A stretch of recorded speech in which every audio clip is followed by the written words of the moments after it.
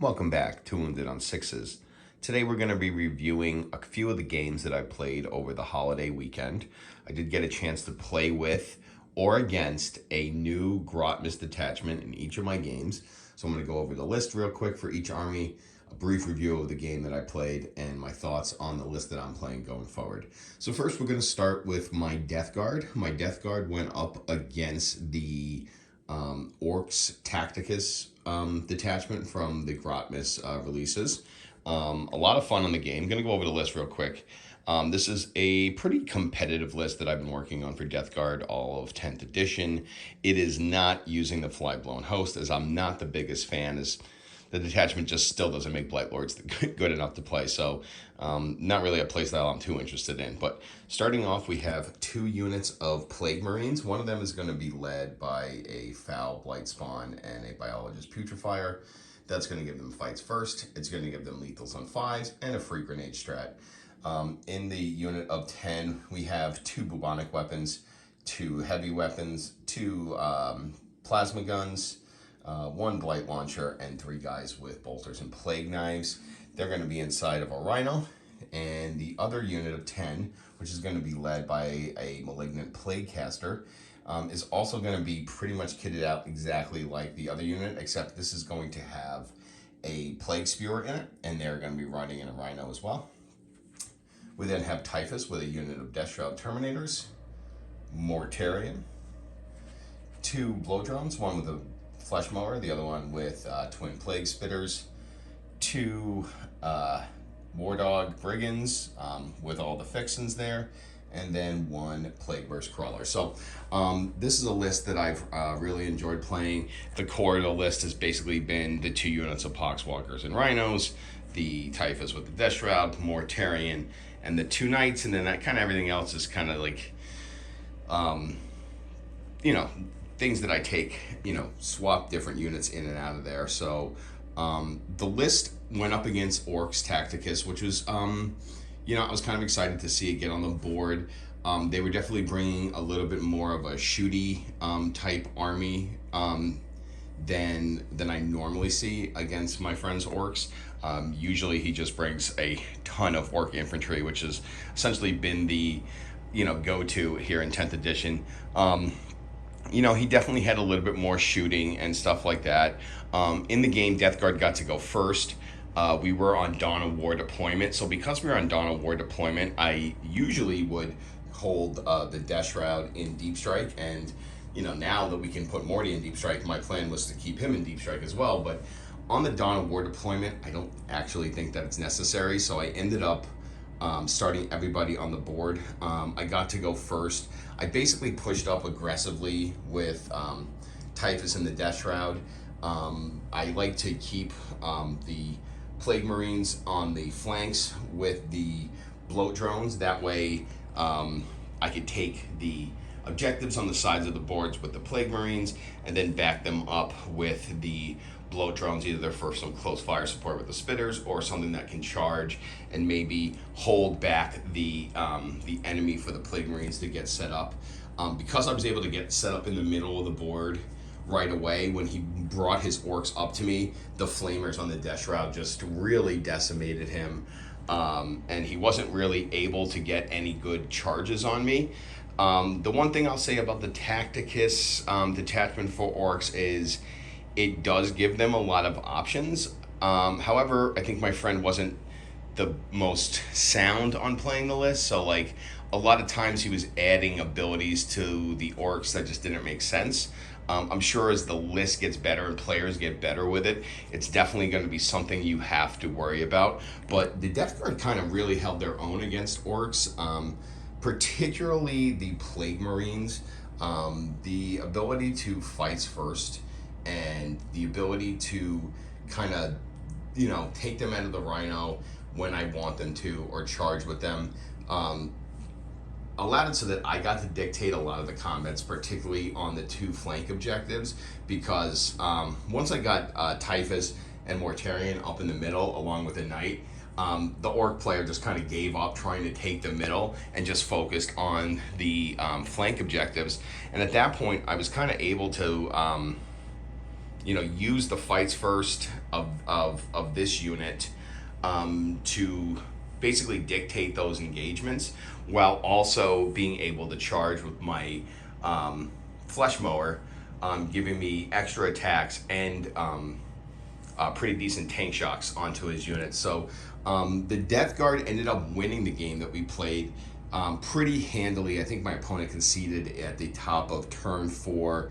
We just controlled all the objectives and did really well. I really like this list. It's a good play company list. I think that where I want to go with this list in the future is to remove the Plagueburst Crawler, which I keep trying to make Plagueburst Crawlers work, and I don't think they work as a single unit. I think you need to bring multiple Plagueburst Crawlers for them to be effective in a list. So what I'd like to do is replace this with a War Dog Carnivore and maybe just add some Nurglings with the extra points there and call it a day. And I think with that, this list can really purr. The Flesh Mower is okay. I like how fast it moves, but I just don't seem to get the best attacks on it. I don't know what everybody else's feelings are. I had a lot of fun with this unit in 9th edition, but 10th edition has just been really hard to make work. So yeah, I think if I had to make some changes, it would definitely be a Carnivore in for the Plagueburst Crawler, and maybe I don't need 2 units of 10 Plague Marines. Maybe I could cut it down to 7. I do like to run 7. Maybe we can add something else in there. Maybe a Blight Hauler. Although I just don't have a problem with anti-tank here between Typhus and the Knights and Mortarion. I find that I don't have an anti-tank problem, so maybe I don't need the Boomflitic Blight Haulers. I don't think they're as good in the Plague Company. So yeah, this is the Death Guard list that I took, and again, Death Guard ended up beating the Orcs pretty handily in the new Tacticus detachment. The next game I played this week was my Adeptus Mechanicus running the Haloscreed detachment against my friend Tom's Tau running the new auxiliary detachment. So my list is pretty similar to the list that I have been running for Haloscreed. We got 3 units of Rangers. 2 of them have a sniper, and each one has an arc rifle for some anti-vehicle shooting. And then one of them is going to be led by the Techno-Archaeologist to give us the 12-inch deep strike denial bubble. We then have a unit of Breachers with the Tech-Priest Manipulus. Nothing really changed there. A unit of 10 Rust Stalkers, a unit of 5 Infiltrators, a unit of 4 Castellan Robots led by the Cybernetica Datasmith, a unit of Taraxi Skystalkers, 2 units of 2 Ballistari, 1 unit of 2 Dragoons, a Dragoon Crawler with Neutron Laser, and 2 Armiger Warglaives. So the biggest change here was from my last list that I posted was essentially the Dune Crawler, and the Knights are in here for the Scorpius Disintegrators that were previously in here. And I really like the way this list worked. The Tau list that I went up against wasn't as tuned as I think that I would have ran the list. So there was a lot of Vespid, there was a lot of Kroot, there was some Kroot Hounds, and my opponent got to go first. And, I think they hadn't played against Admech, so they got a real good taste there. I also ended up winning the game. Again, another game that got called early just because my opponent was really down and out. The Haloscreed just worked fantastic. The Knights were awesome. Being able to make them your Haloscreed target and give them advance and charge was absolutely devastating, especially to the Tau that just really didn't have an answer to that. The Dragoons also played really, really well in that, they really did well against his Ghost Keel and the Crisis teams that he had, just because of their anti-walker ability. They really are able to slap it. I had a really good crit on 5 stratagem with them that really, I think it almost wiped an entire unit of Crisis suits off the map. The robots the robots actually ended up not making combat, ended up failing like a 5-inch charge, and I had nothing to re-roll it with. But these guys made such good rolls. I had two rolls where once I rolled a 6 to save on a hammerhead heavy railgun, and then I had a 6 to save for a hunter seeker or seeker missile that he fired at me. On turn 1, and both times turned him around for a mortal with their refractor grid. So the robots felt pretty unkillable, especially when you're saving everything on 6s. Again, not a result that you can really depend on, but it was just one of those games where like the robots could not be harmed. The breachers were absolutely fantastic. Making it so that they're in both doctrinas at all times is just like it's just magical Christmas land for this unit that can do everything. Being able to have them in both doctrinas, and even make them your Haloscreed target so that they're advancing and shooting or having +1 to their toughness. I mean, getting up to T8 is just ridiculous. They're just the best unit. Them and the robots, they make it work. I definitely need to get more of them in here. The Ruststalkers did all right.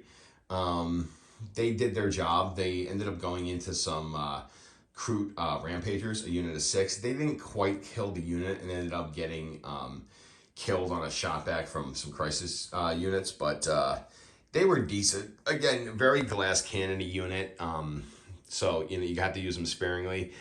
I think Tal's one of their best matchups, and even then they performed just okay. So still running with the 10 Ruststalkers. I'm not sure if I'm ready to remove them from the list yet because I still think they have some utility, but difficult to make work. And then you think that Tal would be the kind of army that you can make them work in. The Infiltrators, on the other hand, had a great game. They ended up holding down an objective that they started out in an infiltrating position on, and they really took it to a unit of Kroot. I think they took a unit of Kroot down themselves. They tanked a bunch of shots from them, tanked a charge from them, hit them back in the fight phase, killing half of them, and then in the next turn, wiping the rest out with their pistols. Really good showing for them. Also kept them battle shocked the whole time with their voices in the code, condition going on.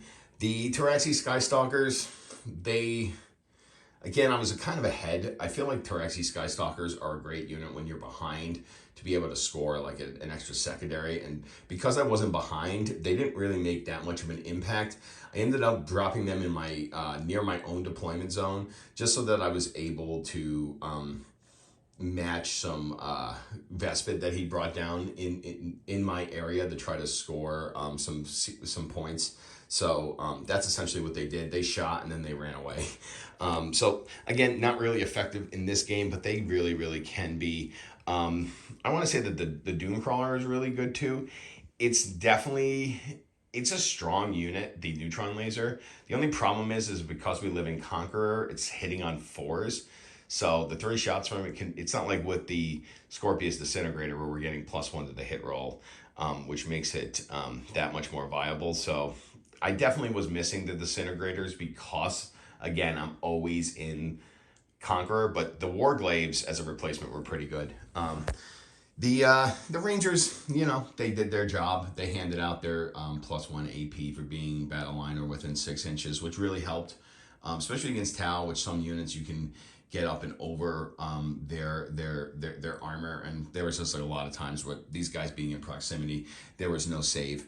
Again, I think that my opponent hadn't really played with the auxiliary detachment. My buddy who I played with, while he plays Tau, is not a Tau main particularly competitively. So it was definitely a casual game where I brought a very competitive list, but the Haloscreed just felt very, very strong. And the more and more I play with this, the more and more it makes me want to switch my competitive army to AdMech at this point. Things that I want to improve, I definitely need to get more breachers in here and make it a 6-man. I'm not really sure what I would cut at this point from the list. I guess I don't, if I had 6 of these, I probably don't need the Iron Striders. I can probably get rid of them. Probably need to find a couple more points here and there, but other than that, probably want to go back to the Disintegrators, although I don't think I can fit the Knights and the Disintegrators. The Knights were really, really good, being able to give them the Haloscreed. So I like doing it.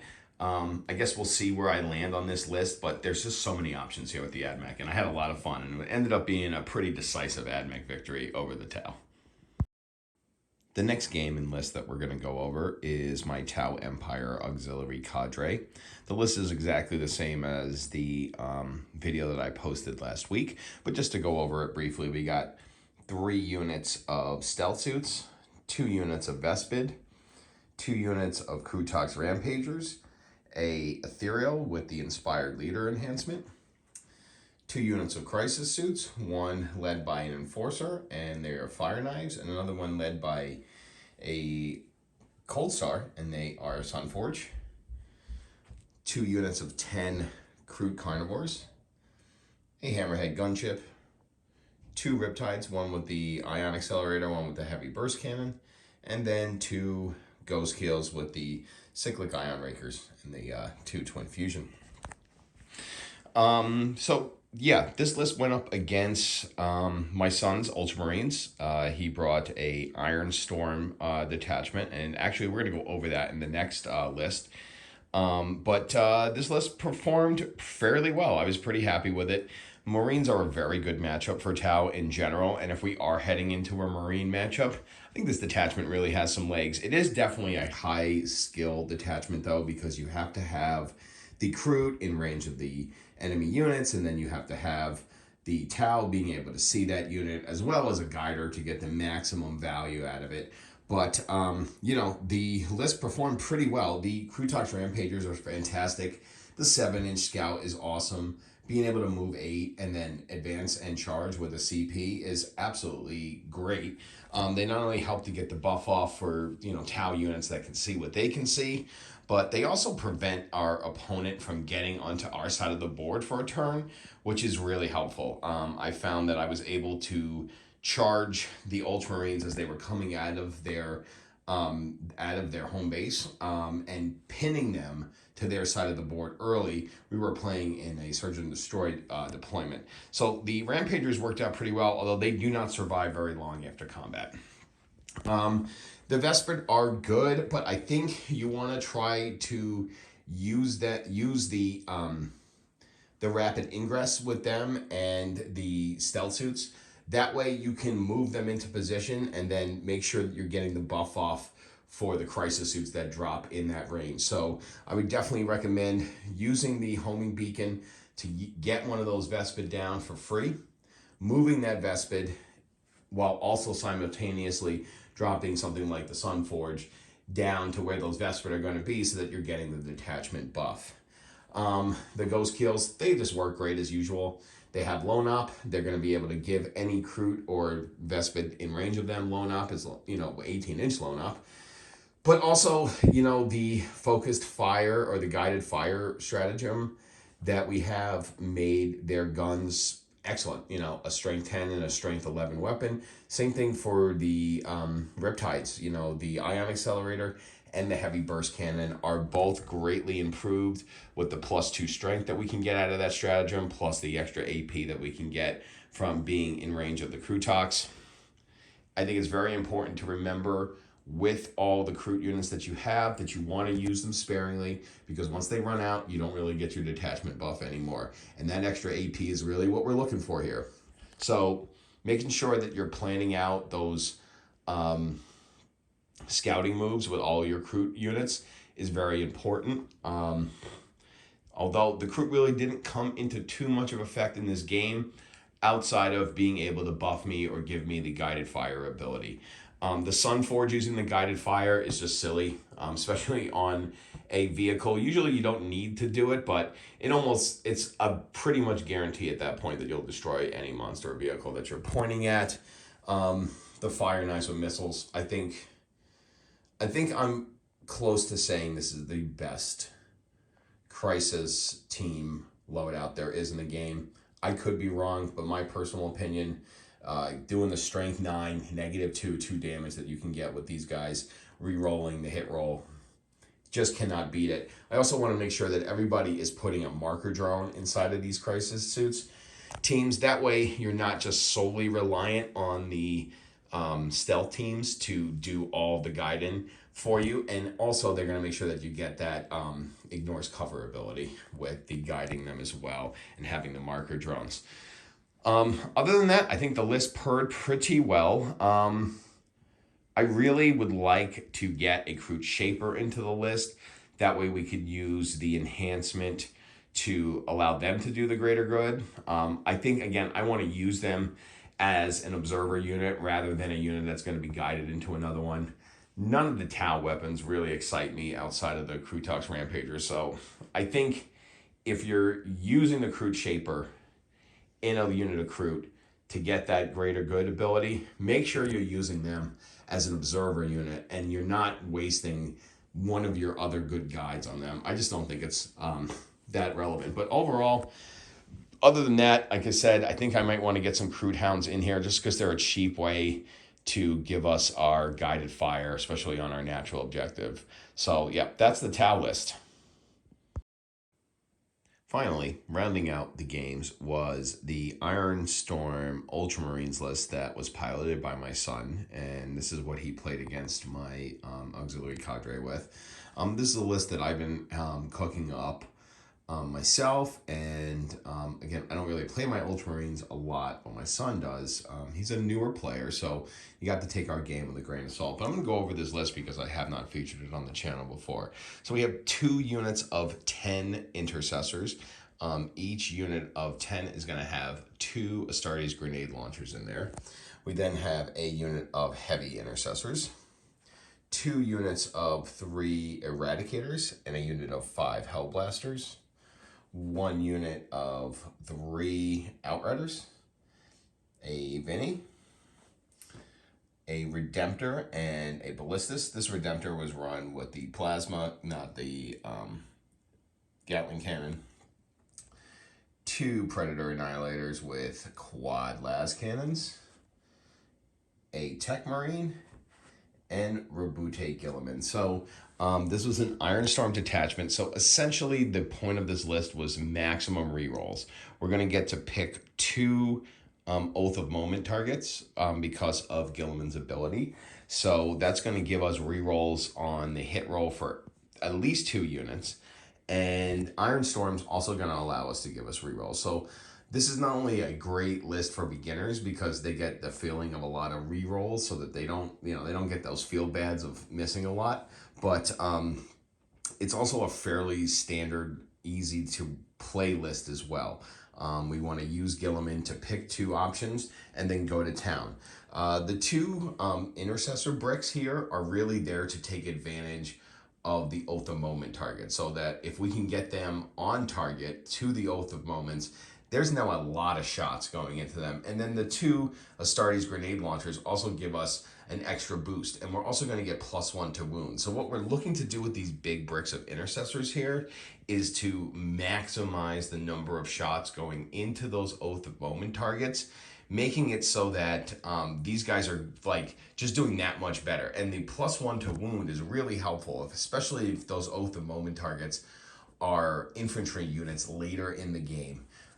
That's really important. The heavy intercessors, they're also pretty decent. They do 2 damage now, which is awesome. And they're really good at holding down your natural expansion. So that's where you want to go with them there. The Eradicators are good. My son played them pretty well. He did have a unit come off the board and another one start on that edge. So he basically got these guys into pretty fantastic range. And I believe he blew up a Ghost Keel and something else in our game together. So the Eradicators are really good. Not enough points to fit a the Apothecary there, but I don't really know if you need it, especially with all the rerolls that you get for these guys. I don't know if like the lethal hits is really that important. The Hellblasters, they're not as good as they used to be now that they don't get to fire again when they overcharge death, but still fairly effective. The Outriders also have had a bit of a glow up. They're really good at like getting into position. And again, a lot like the Crutox Rampagers, you want to kind of like use them to, you know, basically pin somebody on their side of the board. I think is the best way to use mounted units, is to get up in somebody's face and pin them to their side of the board for at least a turn. And they're really good at getting a little bit more damage through on the charge now, which is really good. Gilliman, he is just a beat stick, and his buffs are honestly good. He's very expensive, and it's hard to fit Marnia's Calgar's unit now in list with him, but he's definitely really, really good. I do have to finish painting him as well, but he performs fantastically because he buffs the unit, gives you free CP within 12 as well. That's usually the second one that you want to take with him. And his Emperor's Sword just like eradicated a unit of Krutog's Rampagers with very, very little issue there. The Tech Marine's decent. No enhancements just because we didn't have the points. Again, I try not to play a lot of enhancements with my son's list that I built for him. But again, I don't know if you need one here exactly. We really just are going to use this to increase the ballistic skill and also heal some of our pretty substantial vehicle units here. The Vindicator also pretty well. This went into my Ghost Keel, so it had a little bit of trouble, especially with the stealth drones. But normally this you want to put into like a unit of infantry if you can. With that Vindicator cannon can normally take out most things, and having the Hunter Seeker missile is not bad as well. The Predator Annihilators have gotten way better now that you get to reroll the damage roll, and with how many built-in rerolls are in this Iron Storm list, these little Predators are pretty efficient for 130 points. I highly recommend. I think they were decent even before the change, and now that you're able to reroll that damage roll as well, they're fairly impressive now for 130 points. The Ballistus, it's a decent weapon. I almost think that its missiles are better than its last cannon, but that's just me. And the Redemptor, it can definitely tank some shots, but I think the Redemptor suffers from things like Tau, especially Tau, because there's just so much multiple damage that the Duty Eternal that it gets and the ability to reduce damage just isn't as potent as it is against other armies. But it could still be a house in itself, and it probably would have done more damage in the game that we played, but it failed the charge. Although its fists are not super impressive, but all in all, the Ultramarines are pretty decent. Again, not a meta list. Also being played by granted a beginner player, so you have to take this Tau Ultramarines game with a grain of salt. But all in all, we had a lot of fun, and I think all of these lists could be played competitively. Even this Ultramarines list. Definitely need to have some tweaking. The things that I don't like about Marines is they don't have a great way of transporting units of 10 outside of a Land Raider. And a Land Raider is really expensive, so it's hard to fit all the pieces that you need in an Ultramarines list. And while I think that the Intercessor buff is great, and I think it could be used effectively. Again, you can advance and shoot with them, so you don't necessarily need to have them in a transport. But it would be great if you could fit 10 of them in something like an Impulsor, rather than just 7. It's difficult with the unit configurations there, but if you play with them well and you're advancing and charging, and there's a lot of advance and charge and assaulting with this unit as well. I mean, this is a very fast-paced shooting army, and if you can get on target with everything and all of the rerolls, this unit can be very effective. I just wish there was something out there that was something like a Rhino that can fit 10 Primaris Marines would be awesome. But anyway, this is the list, and this is my breakdown of the games that I played over the holiday season. Definitely going to be having more coming out. We have a tournament coming up in a couple of weeks that we're going to start preparing for. So please go ahead and like the video, comment down below. Let me know what games you've played over this holiday season, and come back for more Wounded on Sixes.